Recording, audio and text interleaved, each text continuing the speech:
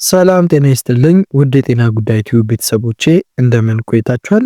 በዛሬው ቆይታችን እንግዲህ በብዙዎቻችን ዘንድ ትኩረት የሚነፈገው ነገር ግን የልጆቻችሁን የወደፊት ስኬትና የአእምሮ ብቃት በዝምታ እየወሰነ የሚገኘውን የልጅነት አመጋገብና በህይወታችን ላይ የሚያመጣውን ታላቅ ለውጥ በጥልቀት እንመለከታለን ማለት ነው። በዚህ ቪዲዮ ልጆች 7 ዓመት ከሞላቸው በኋላ የሚመገባቸው ምግቦች በአእምሯቸው ኬሚስትሪ ላይ የሚያመጡት ተጽዕኖ ምንድነው? የማተኮርና የመማር አቅማቸውንስ እንዴት ይገነባሉ የሚሉትን ነጥቦች እንመለከታለን። ለልጃችሁ ሁለንተናዊ እድገት ተአምራዊ መፍትሄ የሚሆኑ ዋና ዋና የምግብ አይነቶችን በጥልቀት የምናይ ይሆናል ማለት ነው። ክቡራትና ክቡራን የልጆቻችሁ አእምሮ የምግብ እጥረትና የድካም መደበቂያ ሳይሆን የጥንካሬ የንቃተ ህሊናና የብልህነት ደረጃ እንዲሆን ማድረግ የምንችልባቸውን 5 የአመጋገብ ልማዶችን በዝርዝር እናያለን ማለት ነው።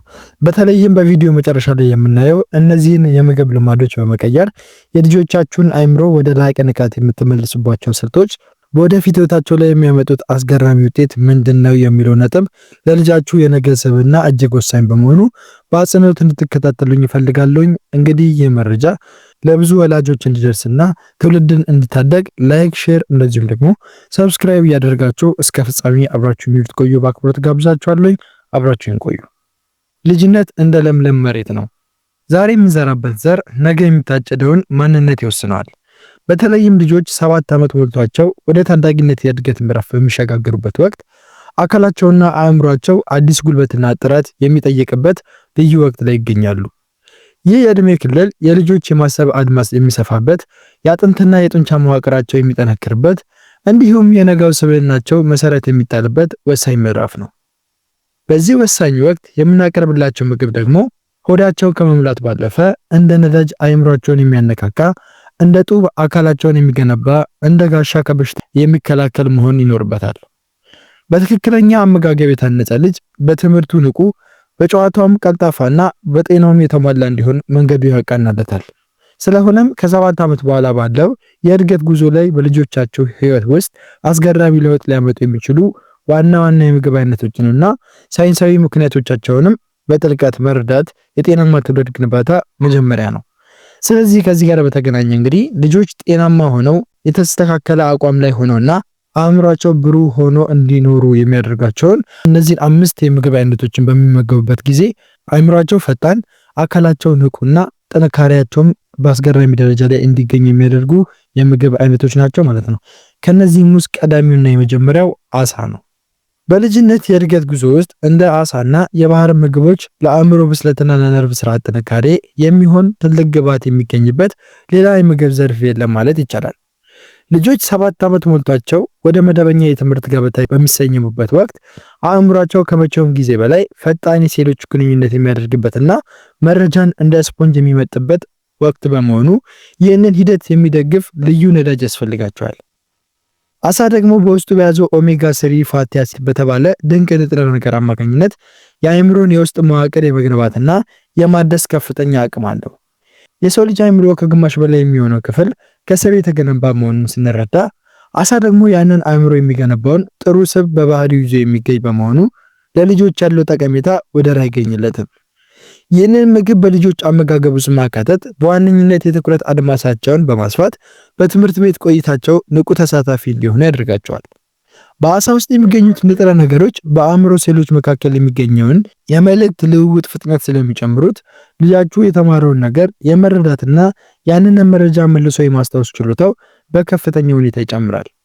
ከዚህም ባሻገር በዚህ ዕድሜ ያሉ ልጆች ለስሜታዊ መረጋጋትና ለባህሪ መታረም የአእምሮ እድገታቸው ትልቅ ሚና ስላለው አሳን አዘውትረው የሚመገቡ ልጆች የተረጋጋ ስሜትና የተሻለ ማህበራዊ ግንኙነት ብቃት እንዲኖራቸው በተለያዩ ሳይንሳዊ ምርምሮች ተረጋግጧል። ሌላውና እጅግ አስደናቂው ጥቅሙ ደግሞ በአሁን ዘመን ልጆች ለተለያዩ የዲጂታል መሳሪያዎችና ለስክሪን ብርሃን ያላቸው ተጋላጭነት እየጨመረ በመጣበት ሁኔታ በአሳ ውስጥ የሚገኘው ንጥረ ነገር የአይንን የውስጥ ክፍል በማጠናከር እይታቸው እንዳይደክም እንደ ተፈጥሯዊ መከላከያ ሆኖ ያገለግላቸዋል። ስለዚህ አሳን በልጆች ምግብ ውስጥ ማካተት ማለት ሆዳቸውን መሙላት ብቻ ሳይሆን ነገ ለሚረከቡት ትልቅ የህይወት ኃላፊነት ብሩህ አእምሮን፣ የሰላ እይታንና የተሟላ የነርቭ ስርዓትን በስጦታ መልክ ማበርከት ማለት ነው። ሁለተኛው ደግሞ በካልሲየም የበለጸጉ ምግቦችን እንዲመገቡ ማድረግ ነው። ከ7 ዓመት በኋላ ያሉት የልጅነት ዓመታት የመለጠጥና የመገንቢያ ወቅቶች ናቸው ቢባል ማጋነን አይሆንም። በዚህ የዕድሜ ክልል ውስጥ ልጆች ከወተት ጥርሳቸው ተላቀው ቋሚና ጠንካራ ጥርሶችን የሚያበቅሉበት እንዲሁም አጥንታቸው በከፍተኛ ፍጥነት የሚረዝምበትና የሚጠነክርበት ወቅት ላይ ይገኛሉ።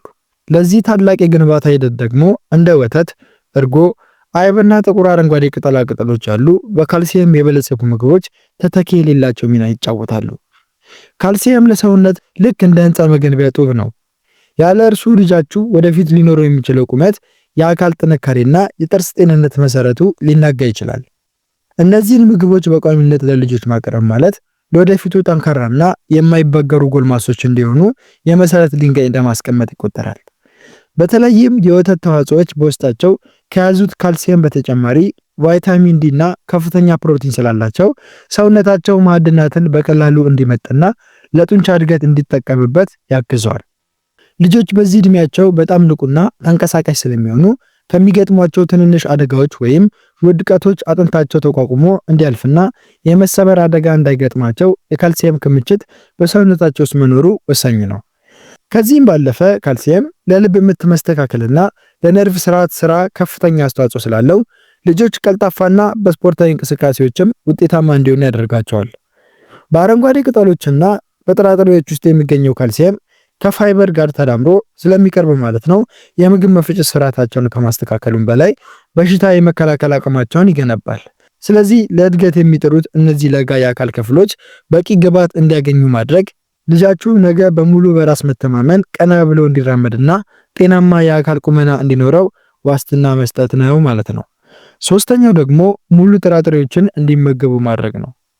ከ7 ዓመት በኋላ ያሉት ልጆች ዓለምን ለመቃኘትና ለመማር የሚሮጡ ትንንሽ ሞተሮች ናቸው ቢባል ማጋነን አይሆንም። ይህ የዕድሜ ክልል ልጆች በትምህርት ቤት በጨዋታና በተለያዩ ማህበራዊ እንቅስቃሴዎች ውስጥ ረጅም ሰዓታት የሚያሳልፉበት በመሆኑ ሰውነታቸው የሚፈልገው ጉልበት እጅግ ከፍተኛ ነው። ለዚህ ደግሞ እንደ ገብስ፣ አጃ፣ ስንዴ፣ ዳጉሳና በቆሎ ያሉ ሙሉ ጥራጥሬዎች ዋነኛ የኃይል ምንጭ ሆነው ያገለግላሉ። እነዚህ ምግቦች ውስብስብ ካርቦሃይድሬት የሚባለውን ንጥረ ነገር በውስጣቸው የያዙ በመሆናቸው እንደ ስኳርና ነጭ ዱቄት በፍጥነት ሳይሆን ጉልበትን ለሰውነት ቀስ በቀስና ለረጅም ሰዓት በማከፋፈል ይታወቃሉ። ይህም ማለት ልጃችሁ ቁርስ ላይ ሙሉ ጥራጥሬዎችን ከተመገበ እስከ 50 ሰዓት ድረስ ሳይደክመውና ሳይዝል በትምህርቱ ላይ ንቁ እንዲሆን ይረዳዋል ማለት ነው። የእነዚህ ምግቦች አስፈላጊነት በምክንያት ሲታይ ደግሞ ከኃይል ሰጪነታቸውን ባለፈ እጅግ የላቀ ነው። ሙሉ ጥራጥሬዎች በውስጣቸው ከፍተኛ የፋይበር መጠን የያዙ በመሆናቸው የልጆችን የምግብ መፈጨት ስርዓት ጤናማ ያደርጋሉ። እንዲሁም ሆዳቸው ቶሎ እንዳይረባቸው በማድረግ ለጤና የማይስማሙ ጣፋጭ ምግቦችን የመመኘት ስሜታቸውን ይቀንሳሉ። ከዚህም በተጨማሪ በውስጣቸው የሚገኙት እንደ ቫይታሚን ቢ ያሉ ንጥረ ነገሮች ለአንጎል እድገትና ለነርቭ ስርዓት መረጋጋት ከፍተኛ አስተዋጽኦ አላቸው። በዘመናዊው ዓለም ልጆች ለፈጣን ምግቦች እና ለተቀነባበሩ ዱቄቶች ተጋላጭ በሆኑበት በዚህ ወቅት ሙሉ ጥራጥሬዎችን ወደ ማዕዳቸው መመለስ ማለት ለልጃቸው የጽናትና የጥንካሬ መሰረት መገንባት ማለት ነው። ባጭሩ ሙሉ ጥራጥሬዎች ለልጃችሁ አካላዊ ጥንካሬ ብቻ ሳይሆን የተረጋጋ የደም ስኳር መጠንና የጠነከረ ትኩረትን በመስጠት በሁሉም የህይወት ዘርፎች ቀዳሚ እንዲሆን ያግዙታል ማለት ነው። አራተኛው ደግሞ እንቁላል ነው። ልጆች 7 ዓመት ሞልቷቸው ወደ ጉልምስና ዋዜማ በሚቀርቡበት በዚህ ወቅት ሰውነታቸው የጡንቻ ግንባታ የሚያከናውንበትና የአንጎላቸው የነርቭ ሴሎች በከፍተኛ ፍጥነት የሚገናኙበት ምዕራፍ ላይ ይገኛሉ። ለዚህ ወሳኝ የሰውነት ግንባታ ደግሞ እንደ እንቁላል ያለ የተሟላና ተፈጥሯዊ ምግብ ማግኘት ለልጁ ትልቅ በረከት ነው። እንቁላል በውስጡ የያዘው ፕሮቲን ከፍተኛ ጥራት ያለው ወይም ሃይ ኳሊቲ ፕሮቲን ተብሎ የሚጠራ ሲሆን ይህ ማለት ለልጃችሁ አካላዊ እድገት የሚያስፈልጉትን ሁሉንም አይነት አሚኖ አሲዶች በተመጣጣኝ ሁኔታ ይገኙበታል ማለት ነው። ይህ ፕሮቲን ልጃችሁ በጨዋታም ሆነ በትምህርት እንቅስቃሴ ወቅት የደከሙ የሰውነት ክፍሎቹን በፍጥነት እንዲያድስና ጠንካራ ጡንቻ እንዲገነባ ያግዘዋል። የእንቁላልን አስፈላጊነት ልዩ የሚያደርገው ግን በውስጡ የያዘው ኮሊን የተባለው ንጥረ ነገር ነው። ይህ ንጥረ ነገር ለአንጎል እድገትና ለትውስታ ማዕከል እጅግ አስፈላጊ ሆኖ ሳለ በብዙ የምግብ አይነቶች ውስጥ ግን በብዛት አይገኝም።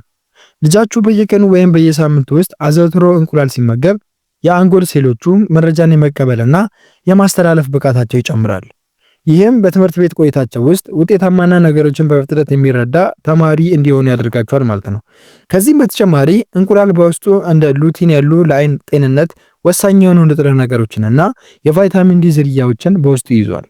ይህም የልጃችሁን እይታ ከማጠናከሩን ባለፈ አጥንቱ ካልሲየምን በቀላሉ እንዲመጥ በማድረግ ለቁመት እድገት ተጨማሪ አቅም ይሆናል።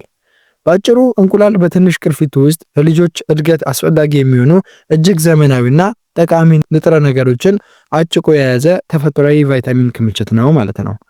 አምስተኛና የመጨረሻው ደግሞ ለውዝና የጥራጥሬ እህሎችን እንዲመገቡ ማድረግ ነው። የልጆች 7 ዓመት ዕድሜ ከቤት ወጥተው ከጓደኞቻቸው ጋር በስፋት የሚገናኙበትና ለአካላዊ ተጽዕኖዎች የሚጋለጡበት ወቅት በመሆኑ ማለት ነው ጠንካራ የሆኑ የበሽታ መከላከል አቅም መገንባት ለነገ የማይባል ተግባር ነው። ለዚህ ደግሞ እንደ ለውዝ፣ ወልነት፣ የተልባ ፍሬና የሱፍ ፍሬ ያሉ ጥራጥሬዎች ልክ እንደ ተፈጥሯዊ የሰውነት ጠባቂዎች ሆነው ያገለግላሉ።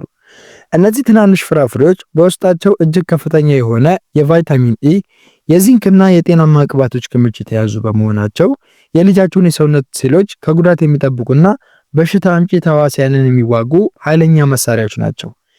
የእነዚህ ምግቦች አስፈላጊነት በምክንያት ሲታይ ደግሞ ጉዳዩ ከጤናም አልፎ ከአእምሮ ብስለት ጋር በጥብቅ የተቆራኘ ነው።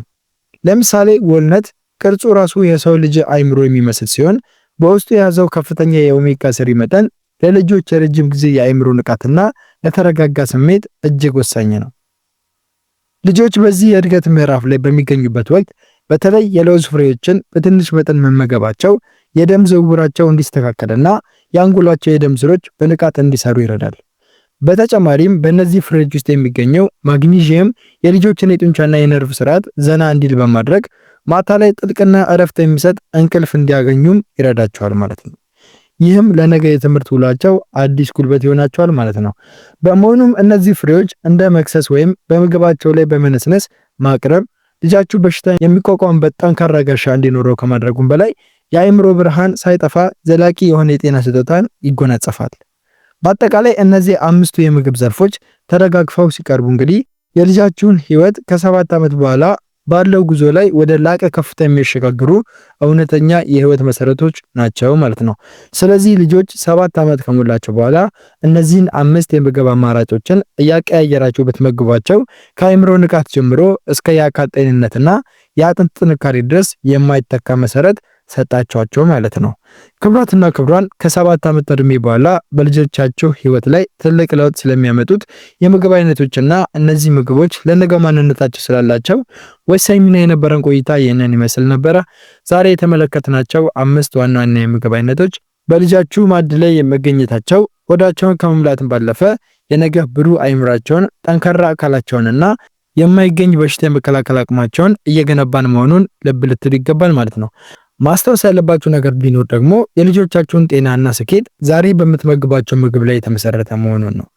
ዛሬ በአመጋገባቸው ላይ የምናሳየው ቸልተኝነት የነገ የአካል ደካማነት ወይም የትምህርት መቀጨጭ ዕዳ እንዳይሆንብን ማለት ነው። አሁኑኑ ጤናማውን አማራጭ መምረጥ የእኛና የወላጆች ኃላፊነት ነው ማለት ነው። ጤናማ ትውልድ የሚገነባው ዛሬ በኩሽናችሁ ውስጥ በሚዘጋጅ ንጹህና ጠቃሚ ምግብ በመሆኑ እናንተም በዚህ መረጃ ላይ ያላችሁን አስተያየት ወይም በልጆቻችሁ አመጋገብ ዙሪያ የገጠማችሁን ተግዳሮቶች እንዲሁም በሌላ ርዕስ እንድንወያይ የምትፈልጉት ጥያቄውን ሐሳብ ካለ እዚህ ኮሜንት ሴክሽን ላይ ጻፉልኝ። ሁሉንም በጥንቃቄ የማነብ ይሆናል ማለት ነው። ይህ መረጃ ለሌሎች ወላጆችም እንዲደርስና ብዙዎች የልጆቻቸውን የወደፊት ዕጣ በአግባቡ እንዲያስተካክሉ ሼር ማድረጋችሁን አትርሱ። በሚቀጥለው ቆይታችን ሌላ የጠቃሚ የጤና መረጃ ይዤላችሁ እስከምመለስ ድረስ እናንተም ሆናችሁ ልጃችሁ በያላችሁበት ሰላምና ጤና ለእናንተ ይሁን እላለሁ። ሰላም ሁኑ።